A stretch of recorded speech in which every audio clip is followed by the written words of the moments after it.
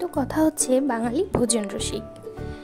বাঙালির মিষ্টি জাতীয় খাবার পছন্দ করে না এমন মানুষ পাওয়া খুব কঠিন। বিয়েবাড়িতে হোক বা যে কোনো অনুষ্ঠানে মিষ্টি জাতীয় খাবার, বাসায় হোক বা যে কোনো অনুষ্ঠানেই হোক মিষ্টি জাতীয় খাবার থাকবেই থাকবে। তো তার মধ্যে একটি হচ্ছে সেমাই। এটা বাসায় গেস্ট আসলে অবশ্যই করতে হয় বা বাসায় খেতে ইচ্ছে করলে সেটাও বানিয়ে খেতে হয়।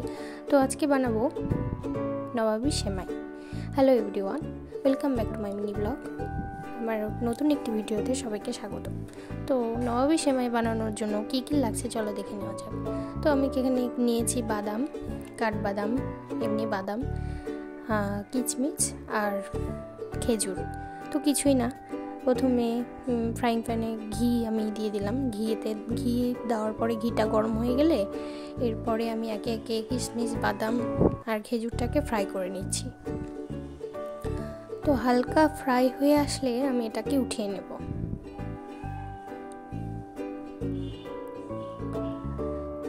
এই তো ফ্রাই আমার কমপ্লিট, এটাকে আমি উঠিয়ে নিচ্ছি। এরপরে ওর মধ্যে বেঁচে যাওয়া ঘিতে আমি সেমাইটা দিয়ে নিচ্ছি।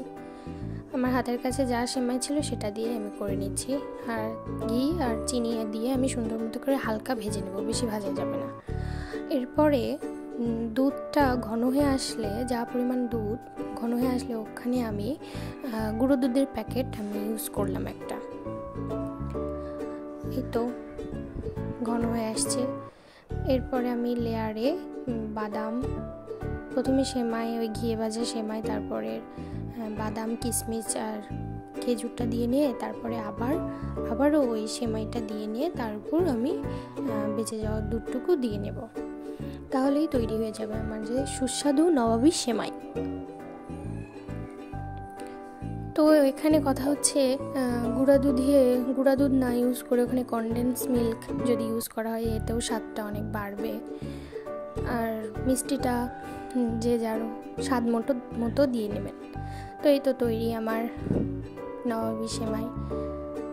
তো কে কে খেয়েছেন সেটাও জানাবেন, কমেন্ট করতে ভুলবেন না।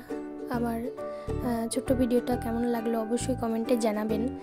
আর লাইক, শেয়ার, কমেন্ট করতে ভুলবেন না। Please support my page.